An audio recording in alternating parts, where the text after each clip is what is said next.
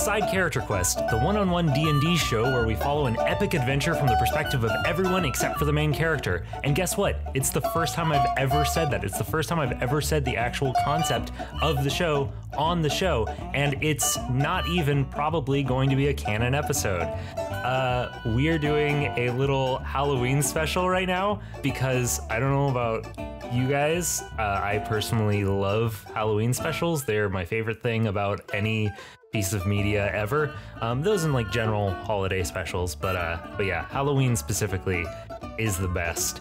And today we have a guest with us, Renee, the host, DM, and Fate of Fate and the Fablemaidens. Hey, Hi. Renee. Hello. How you doing today? So good. I'm gonna try not to sniffle because it is autumn, and with autumn breeze comes Halloween podcast specials, pumpkin spice lattes, and also so many allergies. Yeah, this is the first year I've had to deal with that, but I've been dealing with that super hard lately, so hopefully you're not getting sniffles on both sides.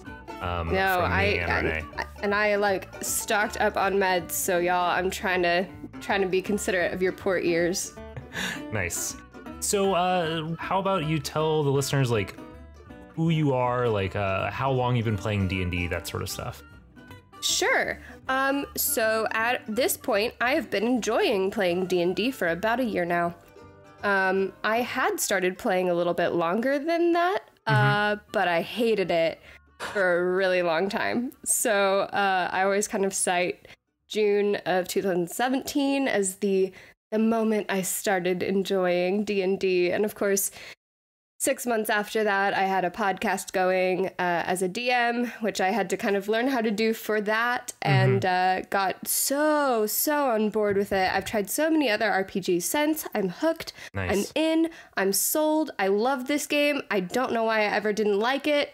It's fine. We all look back and have regrets. I think about that, and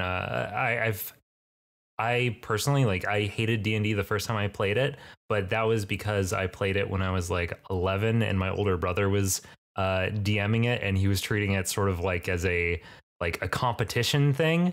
And it's very hard to play D&D when you're playing against another player who is also the DM. That's just like, that does not work. It does not work at all. Oh, I learned some tough lessons the first time. Eat beforehand if it's going to be a 6-hour session. Bring something to do because I get so distracted. So having like a sketchbook is really good for me. And do you also sketch characters during the show, like things that are happening in the episode? Typically I'll sketch at least my character or something like that. Sometimes moments. I have a lot of moments from my first real campaign that I was able to draw out, and I love looking back on, like the moment my tiefling disguised herself as an illithid and just walked around going I love it. That's the sound of the tentacles. Yeah. I could see what your hand was doing, sort of like at your chin. Yes, but they couldn't, and I wanted to share. No. Yeah, I appreciate that. So have you ever done any sort of like any Halloween, any holiday thing with D&D before? So last year, once I started loving D&D, myself and a couple of others started weekly D&D nights at our local game store that we just called them side quest nights. Yeah. And they weren't Adventurers League because none of us really were organized enough to get through that. I will admit I still don't entirely know what that is. Like I've never really looked into it. Yeah, it's the official modules that you can run. You can come and play, and you can pick the certain approved characters. So we allow a lot of homebrew. We allow a lot of unearthed arcana, whatever. And we teach a lot of new players. So for Side Quest Night, we had a specific event where the theme is that at every table, the DMs are running the same, running a game of their own creation, but it's in the same setting. So if you go talk to the bartender, it's the same bartender. That's so cool. Yeah, it's a lot of fun. So we had these traveling merchants come to town, and they each had a mysterious quest to give out to the tables of adventurers. And ultimately, they walked away with a coat that had different patches on it. One was like, one turned into just like a bunch of candy corn. One turned into some gold pieces that were like wrapped in like chocolate. That's so good. Oh, so we had man. like a fun little Halloween twist on it. Oh, that's so nice. I love that. I think there were also pumpkin bombs. I think there was a pumpkin bomb patch, and like you took it off and it turned into a pumpkin bomb. That is excellent. I really like that. Well, so I came into this session actually. Usually, I have a pretty good idea of like what my guest is going to be playing as, but I specifically told you that you could come in as pretty much anything you wanted as long as you told me. Or as long as it was a kid with a family. That's the only like restriction I gave you. So tell me about your character that you're going to be playing today. Okay, so her name is Kit Sala, and she goes by Kit, but her parents called her. But it's a little bit long for school. So she tells all her friends to call her Kit. And she has always dreamed of being a summoner. Oh, fancy. But she doesn't exactly know how to do that because 5th edition rules are a little wonky for summoners. So she hasn't quite figured out how to achieve her dream. It's just her dream. Okay. Are you human? Are you what's the situation here? Yes. So she's human, young. Yeah. Just like a little kid. A little like somewhere in the range of like 8 to 11, 8 to 13, that kind of range. Yeah, probably like 9 or 10. Okay, cool. So tell me about one of your parents. Okay, so my mom, at a very young age, shattered my dreams of being a summoner. She didn't mean to. But she wanted me to be realistic about what I was pursuing. And so she told me, honey, you're never going to be a summoner. And I think she meant it like, oh, honey, you don't need to go sing on American Idol. Your voice isn't that good. But like Kit took that so personally and like as a self-challenge. A little bit like Deku, and just like ran with it and is like, no, I'm going to be a summoner now. I'm going to figure this out. Nice. Okay. I dig it. All right. So let's start. Let's actually jump into the game right now. And I'm going to lay down a little bit of the setting and then I'll tell you what you're actually going to be doing this evening. Okay. Yes. Ooh. So it is late evening right now. The sun has just fallen over the horizon. There's a slight bite to the air. You can see leaves sort of picking up as the wind blows past you, taking some maple leaves off of the trees that are lining the street that you are walking down. On either side of the street, you see homes, some with lights on inside, some without, many with decorations on their porch or in their front yards. And you see several figures like walking up and down the street. Next to you is your mother, and she places a hand on your shoulder. And she turns you to look towards her, and she says, "Let's grab a voice. Let's grab a voice. Okay. Okay. Hello, Kit. How do I want to do this? Hello. Hello, mother. Hello, Kit, darling, honey. I'm a little tired. I'm a little worn out from the day. This has been fun. This has been quaint. I've enjoyed the whole Halloween thing, the whole candy, the pumpkins, the ghosts, the schoolies, and all that. But I think it's time that I go home and do my own thing for a little bit. So how about you go on to these last few houses, get yourself your candy, have a good rest of the night, and just come back. Go 3 more houses. 3 more houses. You're good. All right. Sound good? Only 3? Only 3. And I swear, any more? She gives you a look. And she turns and walks away. What's your costume right now? You had your mom gave you 5 different options when you were heading out.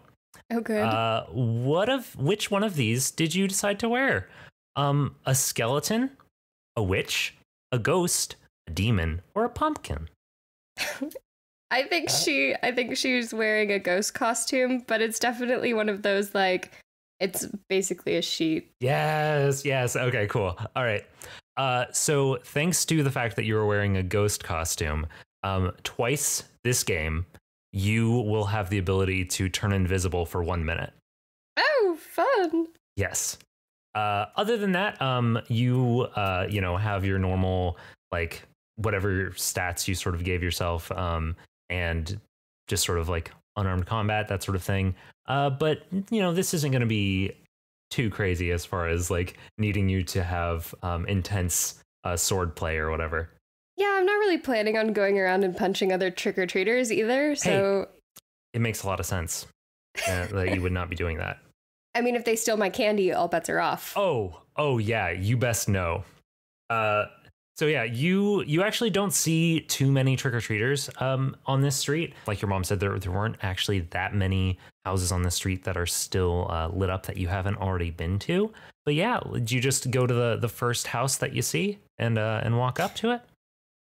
I think I go to the biggest house I see that I haven't been to. The biggest house. Okay. If I only have 3 houses left, like, I've got to pick them carefully. Yes. Are we talking biggest house, like the richest looking house? Or are we talking biggest house, like the most heavily decorated looking house? No, richest. Richest? Okay. Mm-hmm. You walk up to a house. It's not actually super heavily decorated, but it's got like a few very classy, like big gourds out front. And you walk up to this house. There's a few candles by by the stoop. And you walk up and there's sort of a sign that says trick or treat on it. And what do? Well, the whole way here, I kind of kicked my feet against the gravel a little bit because the second my mom started talking, I thought she was going to ruin Halloween by making me go home early. Mm-hmm. So I'm taking the 3 houses as like a blessing because she could have said, well, I'm tired. Let's both go home.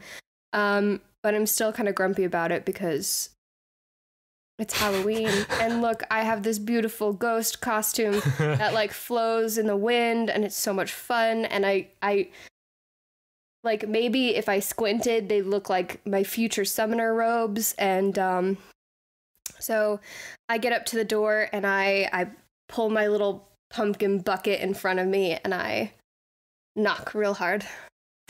You knock real hard, and a few moments later, you hear some shouting behind the door. It sounds sort of like a old couple is yelling at each other. And as the door swings open, you hear, "Don't worry, I got it." And the door swings open, and the oldest man opens up the door and is holding a small bucket of candy. But there's some big bars. Like there's only like there's 3 left. But there's some big old candy bars, and this old guy says, "Oh," and he's squinting really hard, and it's like, "Oh, a marshmallow! Oh, delightful! Such a good child. Go ahead, take your candy.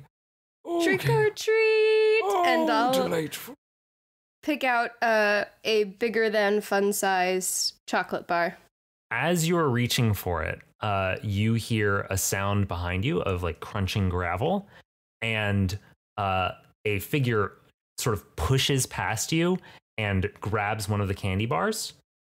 And then another figure pushes past you on the other side and grabs another candy bar. Better not be a third figure. And a third figure No. swings by and goes and grabs the last candy bar. And these 3 kids have all like swooped out in front of you, and each of them have grabbed the last 3 candy bars. And he's like, "Oh, your friends are so cute.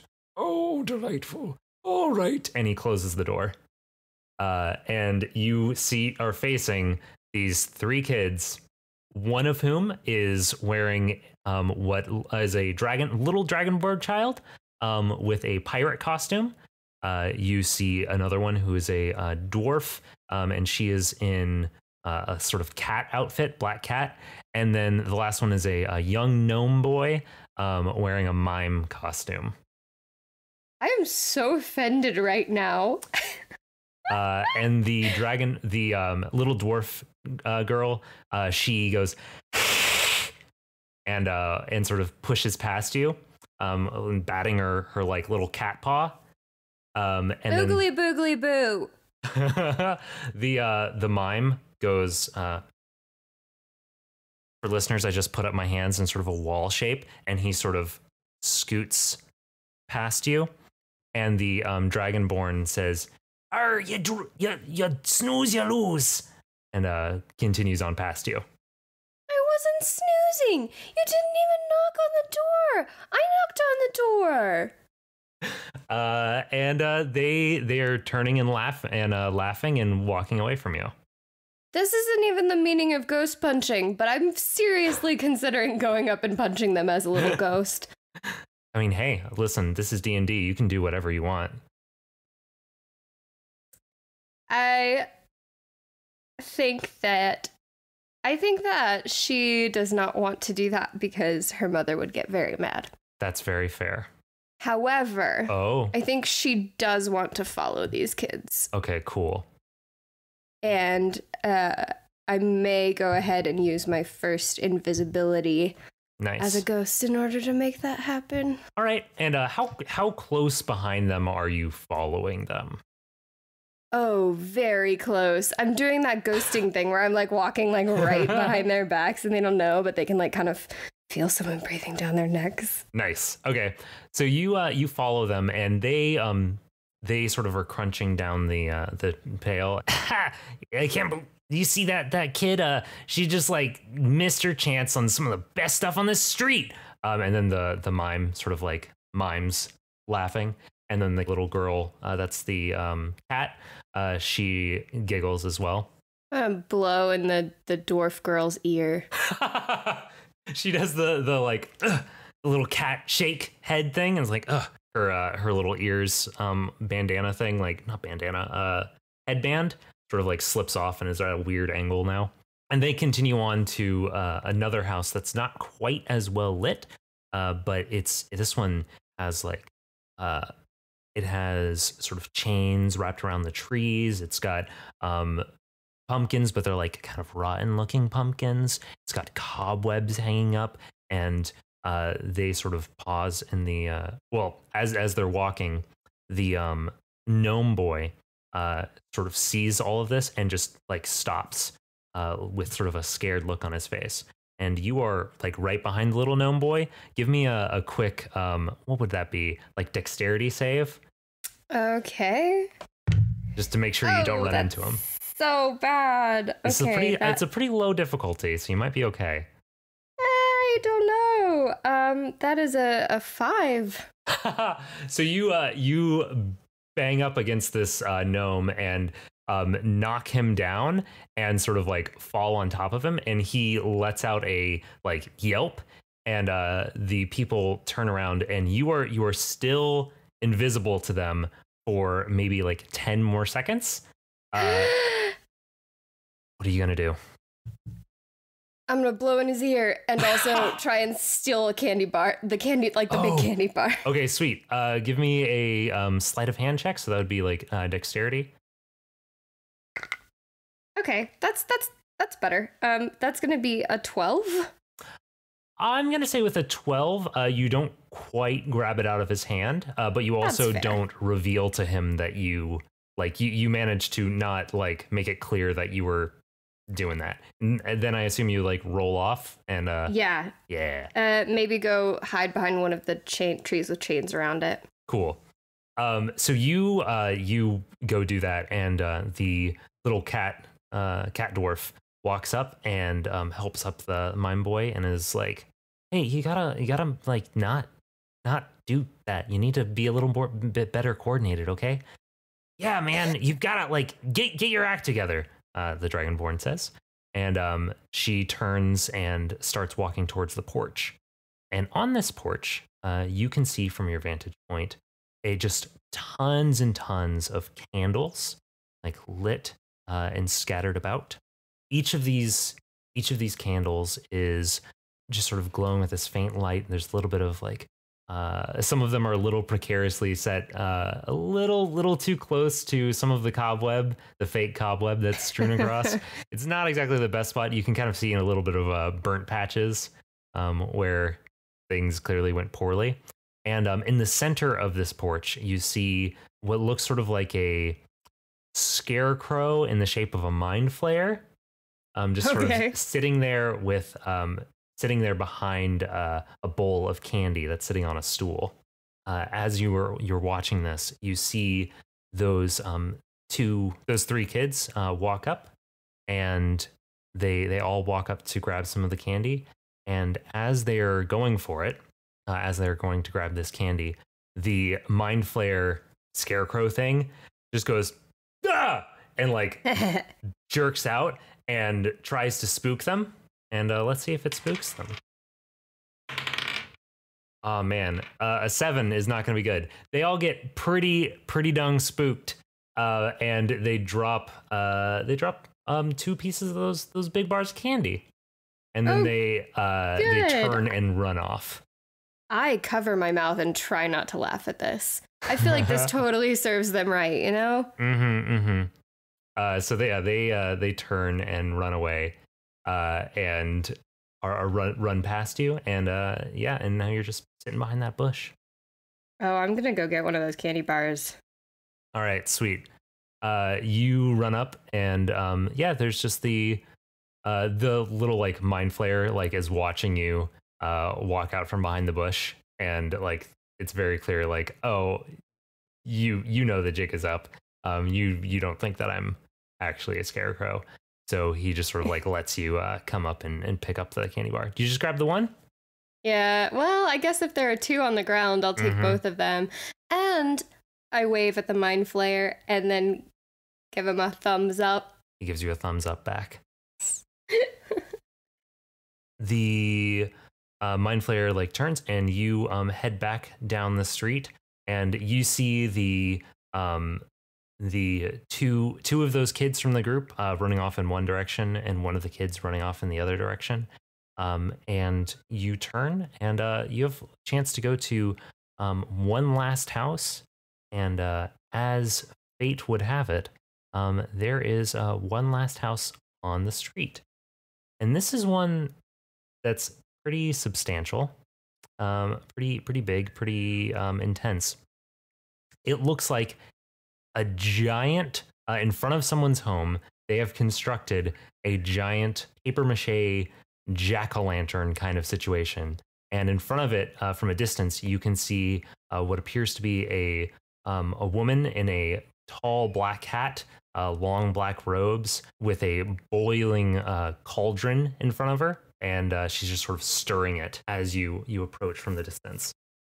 So I think that after this incident at the house with the fake scarecrow, I'm like going over in my head what the measurement of 3 houses is. Like, is it the 3 houses that I've approached? Is it the 3 houses I've knocked on the door? Does it mean 3 more pieces of candy? Because if so, I do have 2 pieces of candy. So I'm like weighing all of these possible metrics for what 3 houses could be, and I finally decide no, it's just safe to like not anger my mom. Better assume that it's been 2 houses, especially if she's watching. But before I approach this 3rd house, I call up to the figure on the porch, and I'm like, excuse me. You mean the mind flayer or the witch? Sorry, at the 3rd house, the witch. At the 3rd house.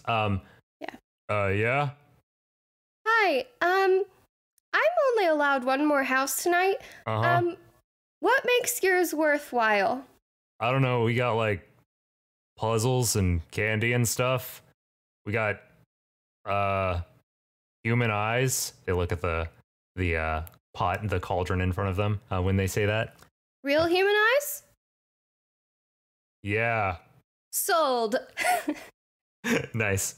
You walk up, and as you approach, you see that this tall woman has a bit of like a 5 o'clock shadow, and their nose looks a little bit like plastered on, along with like some warts and like makeup and stuff to make them look older.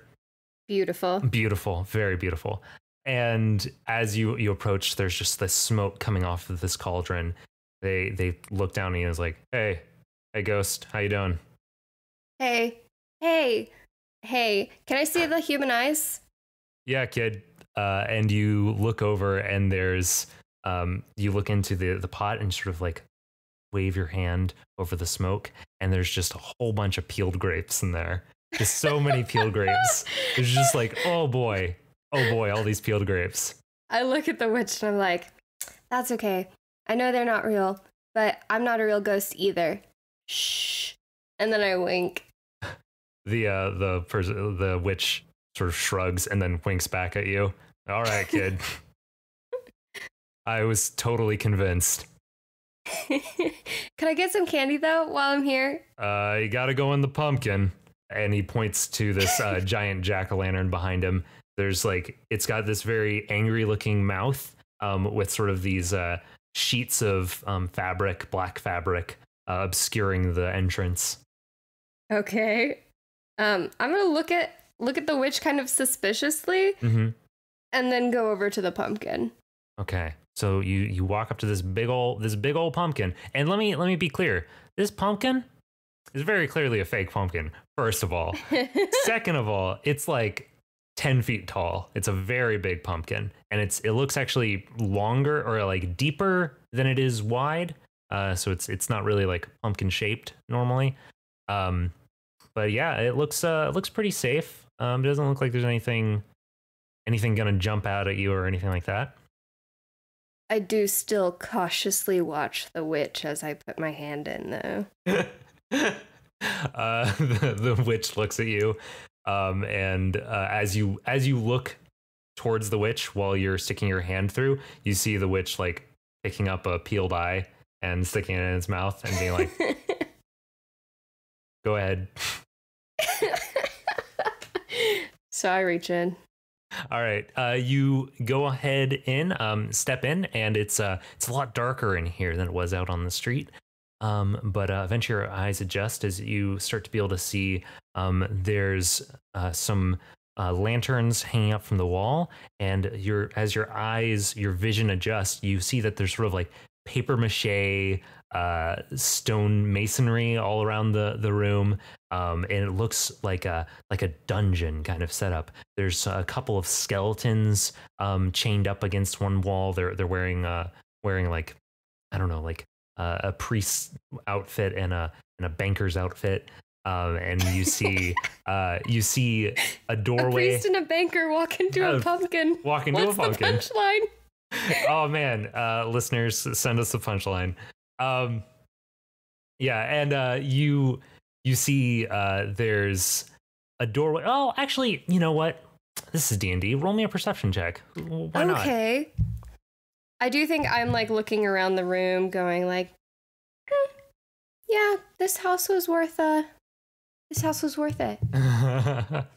Yeah.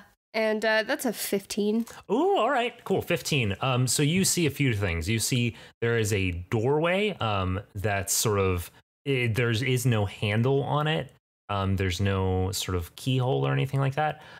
You also see 3 pumpkins on the far wall from you that are each jack-o'-lanterns with different holes or different designs in them.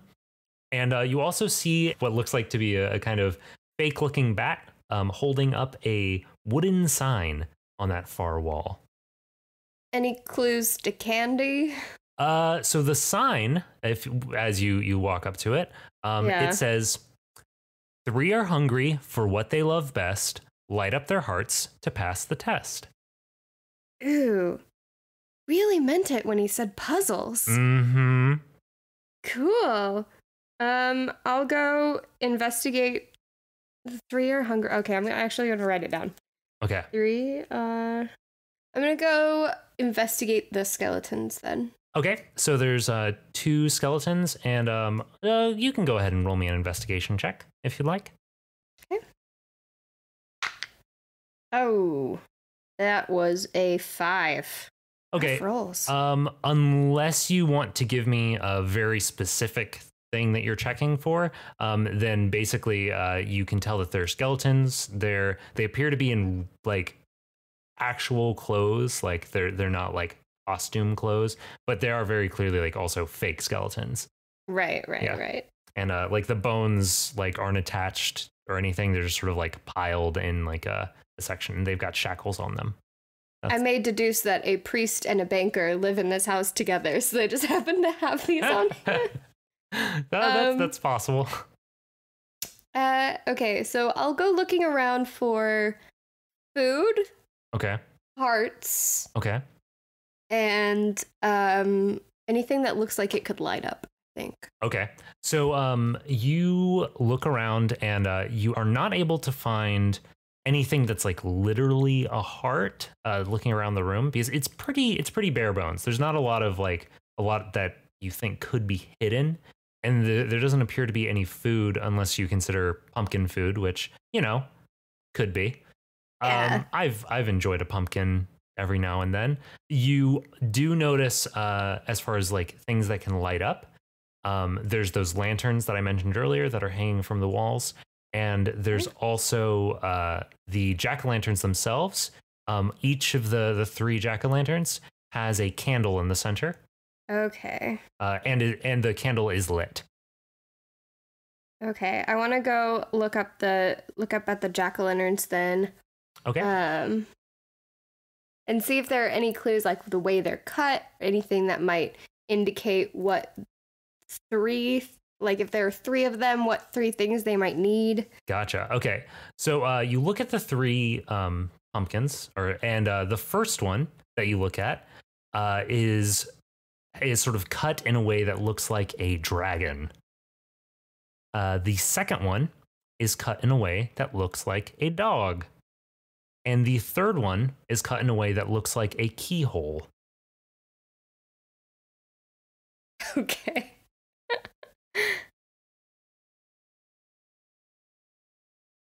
Okay, so I'm going to take this very literally at first, at least, and start looking around the room for a dragon, a dog, and a key.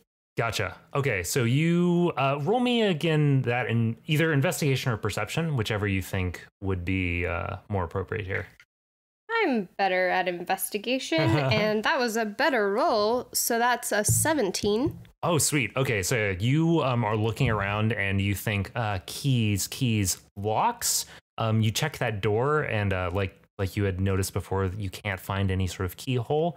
But then the idea of locks, like shackles, and you looking at the shackles, you find a little key sticking out of one of the shackles on one of the skeletons. Okay, I'm gonna take it and run over to the pumpkins and see if it, like, put it in the keyhole, see if anything happens. You stick the key into the pumpkin keyhole, and the flame turns from orange to purple. Oh. Cool. Yeah. Okay. I'm a little excited about that. So, a dog and a dragon. Okay, I think I'm gonna go look at the lanterns because I haven't really investigated that yet. Okay. You go over, take a look at the lanterns. You can basically tell that they're like these oil lanterns. They're hanging up from these little studs that are hammered into this paper mache wall, and they've got this sort of reservoir of this red oil and this thick sort of fabric-y wick sticking down into the oil, soaking up, and there's a separated section where the actual fire is to keep it from just igniting the whole collection of oil. But it's just sort of burning there, and there's maybe 4 of those, one in each corner of the wall of the room. Okay, so I don't feel like that gets me anything currently. So I'm going to look around the room and see if I can find anything that relates to a dog. And I'm thinking like a bone, or maybe run over to the skeletons and see if there's like a bone. Well, they are skeletons. That I can take, like something easily removable from these fake skeletons. Yeah, so you noticed earlier when you were looking at the skeletons that the bones aren't really like, there's no connective tissue, so they're just kind of like roughly in the shape of a human skeleton, not actually connected, most of them. So yeah, if you want to, you pick up like a femur, you can like do that. Nothing's going to stop you. Totally will. And I will run over to the dog pumpkin and give it a bone and see if it wags its tail. You stick that bone into the hole in the jack-o'-lantern, and the color of the candle turns from orange to purple. Okay, I'm really excited now, but I'm also trying to think about what a dragon would enjoy. Yeah, I know, right? And so I'm thinking like dragons, fire, dragons, gold, dragons, treasure. One of them's a banker, maybe has some gold in his pockets. So nice. I'm gonna go run over to the skeletons again and check the banker skeleton's pockets. Nice. You run over to the banker skeleton, and you check his pockets, and you find a little sack of gold pieces.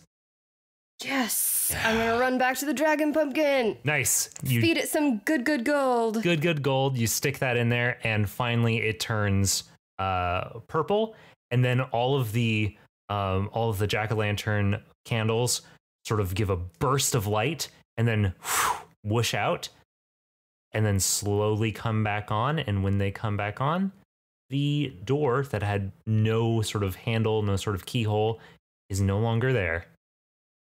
You can go on to the next room. I'm gonna go in. I'm feeling pretty proud of myself right now. This was a good house choice. If I had to pick a last house, this was the last house. Nice. You walk into a room, and once again, go ahead and roll me a perception check in here. Okay. Yeah. That is a 16. 16, nice. Okay, that's good. Man, I don't know why I ask people to roll perception checks, because I'm always terrified that somebody's going to get like a 0, and then I'm going to have to be like, well, what do I like?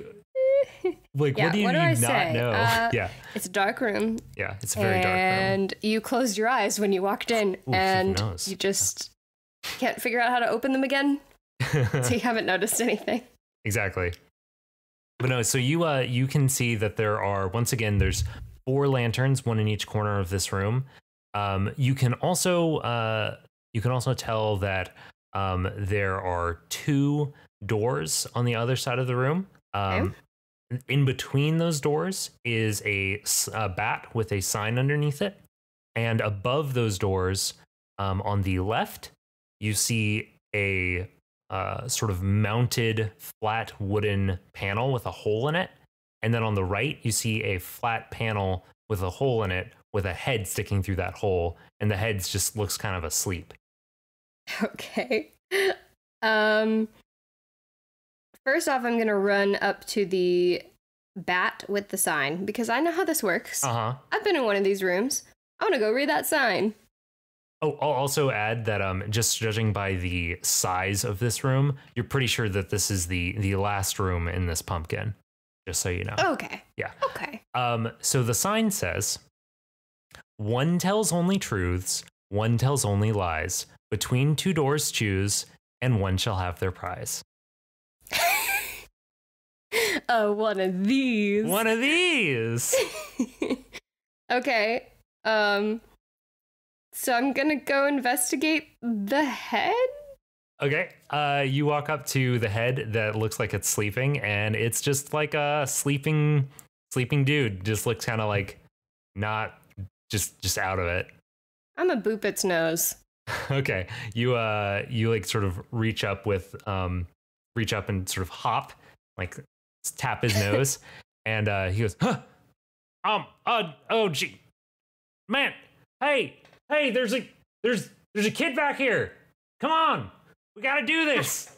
And you hear just like, oh, sorry, from the front of the pumpkin, and then you hear some shuffling as somebody runs around the outside of the building from their side, and then you hear some shuffling from in front of you, and then some thud, thud, thud, thud, thud, and a head pops out of the door, pops out of the hole in the other door. I directly address the one that I've just booped and say, "Is it your bedtime?"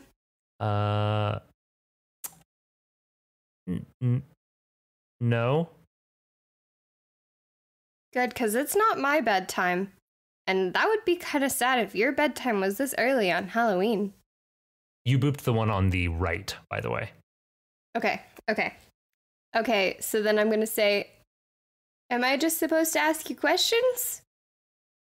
To who are you asking? The head in front of me still. Yes. When I run over to the other head and say, am I supposed to ask you questions? Yes. Is it your bedtime? No. Okay. That's good. Otherwise, this puzzle would not be very fun.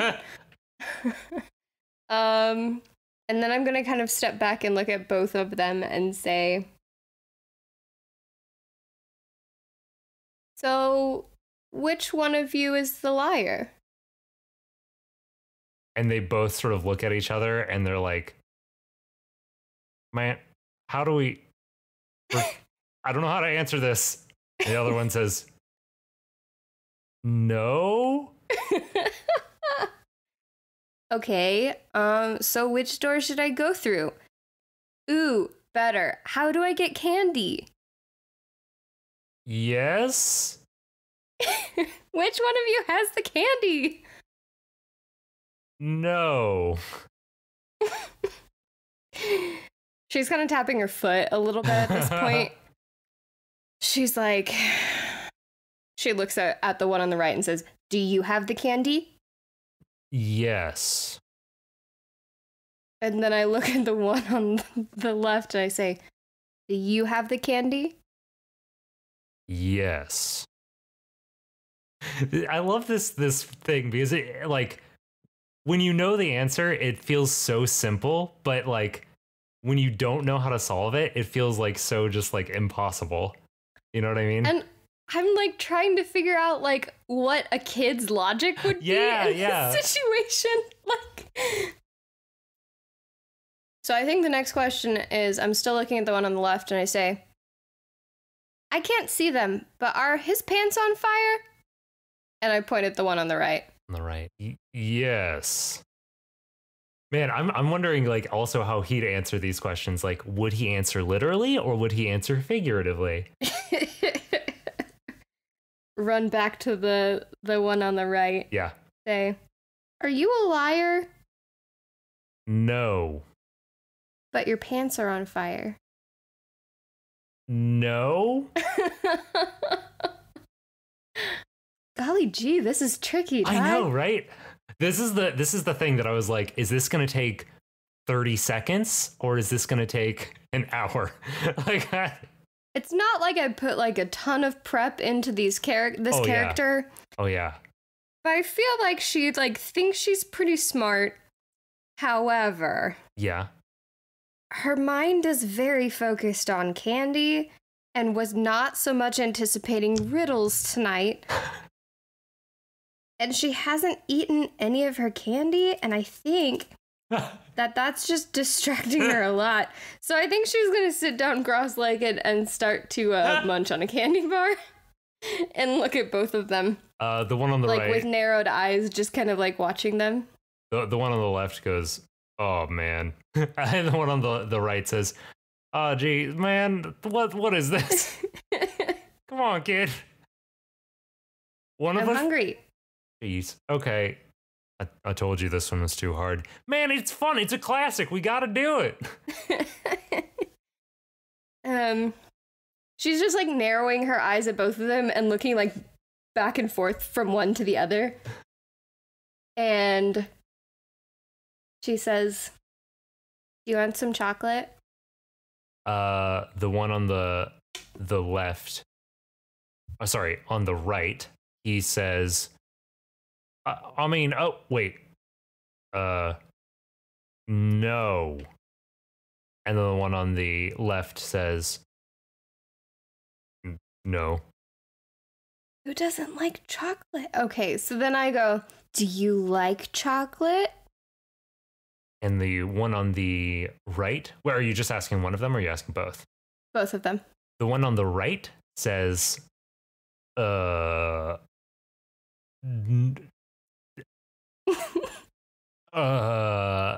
he's very clearly like trying to like whir through his mind, like, wait, how do I answer this? Like, I know it's only two options, but like this feels so confusing. No. And then the one on the left says, what? And he's chewing on a grape. Do you like chocolate? No. Now I just feel like you're both lying. And then I take another big bite of chocolate. I don't know what to tell you, kid. Yeah, man. It's just, life. Some people have different preferences with things. The one chewing on the grape, I ask, do you like grapes? Yes. Are you eating a grape? He squints. Yes. That's the truth. I'm gonna go through that door. Okay, so you just go through the door? Yeah, I lick the chocolate off my fingers and then go march through that door. All right, so you start walking through the door, and as you walk through, as you pass through, you hear the voice of the one on the right say, "Wasn't she supposed to ask us like which door was the right door?" And then you like go through, and you see as the world sort of opens up to you, a sort of plywood, sort of wooden construction surrounding the front porch to block off access from the outside, and you see a big old bowl of candy on the porch. Yes! Score! I'm gonna march over and replenish my chocolate supply. Nice. I munched through at least half a candy bar trying to figure that one out. It was a doozy. Yeah, so you go up and you grab a good bit of candy. These are sort of like it's a big mix of like the sort of like hard candies and also like gummy candies and some chocolates and stuff. You're gonna take your pick from the different things, and then after that you sort of turn back around, and there's only really like one way out. As you turn back around, you see on this raised platform with sort of their butt facing you, that person in the witch costume who has their head stuck through the hole, and start like climbing through. Oh, go ahead.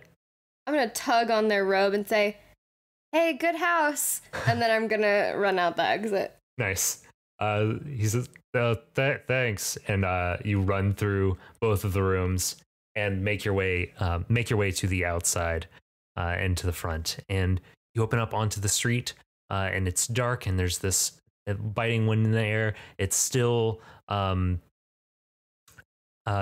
last of the people have left this road, and it's basically just time to start heading back. And as you do so, though, you see an angry looking pirate with a couple of with a mime and a cat sort of walking towards you with their bags less full than they probably would like, but they're just walking straight at you, and the pirate says, "Arr, avast ye," and holds out a little wooden scimitar in your direction. I turn invisible. Nice. You turn invisible, and do you just book it home? No, I go blow in all of their ears. You go, and then I stand behind them all and say, "One day I will be a powerful summoner and you will all pay." And then I run home. Nice. Okay. Congratulations. You have solved my Halloween special puzzle.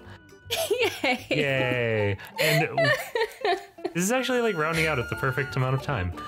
So Perfect. yeah. Thanks everybody for joining us for this delightful little Halloween thing. Thank you, Renee, for joining us as well. Do you have, tell everybody where they can find you? Yeah, so hi, I'm Renee. I can be found on Twitter at RaeDeanR. That's RaeDeanner. And I'm the DM for Fate and the Fablemaidens, which we kind of talked about a little bit. It's an all-women D&D actual play podcast for all ages, so we try to be kid-friendly. Nice. So this episode was a lot of fun. Kind of, I guess, channeling that. I went over and over in my head whether I should have done a little kid voice or what. So I was sort of leaning away from doing a little kid voice just because I didn't want to just be a little annoying little kid. Yeah, but it's so hard to find that balance, you know? Yeah, I didn't want to make y'all listen to that the whole time. Yeah, we have a lot of fun, and you can find us at fatefmcast.com or at fatefmcast across social media. That's like Twitter, Facebook, Instagram, anything. And we're on a lot of podcatchers, so if you want to check it out, we'd love that. We actually are going to be doing a Halloween special of our own. Oh, wonderful. Yeah, it's a little bit different. We're going to be running a special episodes of the Retroverse, which is a D&D 5e setting featured based on the 80s, 90s, and early 2000s. Yeah, I'm really excited. One of the other cast members is actually going to be the DM for that one, and so I get to play, and I'm really looking forward to it. So I think it'll be a good special. It'll be out of our canon, completely different characters. We'll have a guest star. We're really looking forward to it. And then we'll be back with our regular programming and the next arc of our adventure following that. So. Oh, that's super exciting. Oh man, okay, well, I'm looking forward to that. I'm sure, any listener to Side Character Quest will probably enjoy Fate and Fablemaidens, Fate and the Fablemaidens, I should say. So go ahead, check that out, and thank you again, Renee. And yeah, everybody, see you in November, probably. Have a great time. Happy Halloween! Happy Halloween! And when I'm a big and powerful summoner.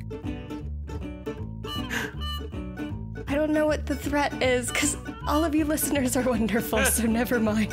Yes, all of you listeners are wonderful. Have a very good time. Trick or treat, all of that good stuff.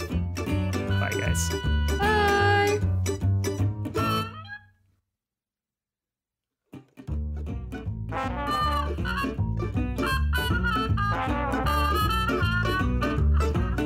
Thanks to the Joy Drops for the use of Not Drunk as our intro and outro music. Find them at thejordrops.com.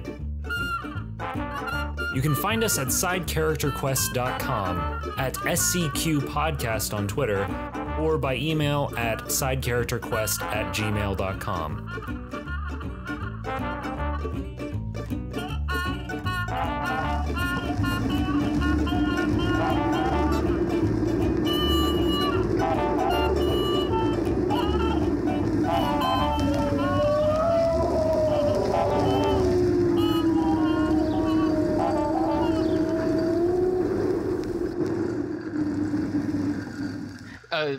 There'll be a little music playing and then bloopers.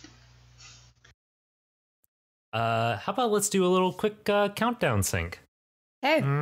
Okay. 1, 2, 3, 4, 5, 6, 7, 8, 9, 10. Nice. The first couple of times I did that, we didn't have an end goal, and so we just kept on counting, and it's just do I? How high can we go? How do we go? Where is 9 good? Yeah. So yeah. Backing on up. This is gonna get cut while I'm trying here. I might have a way. Oh, I'm gonna send you the in a chat. Or chat it to me. Yeah, that's even better. Nice. Chat at me. Do it.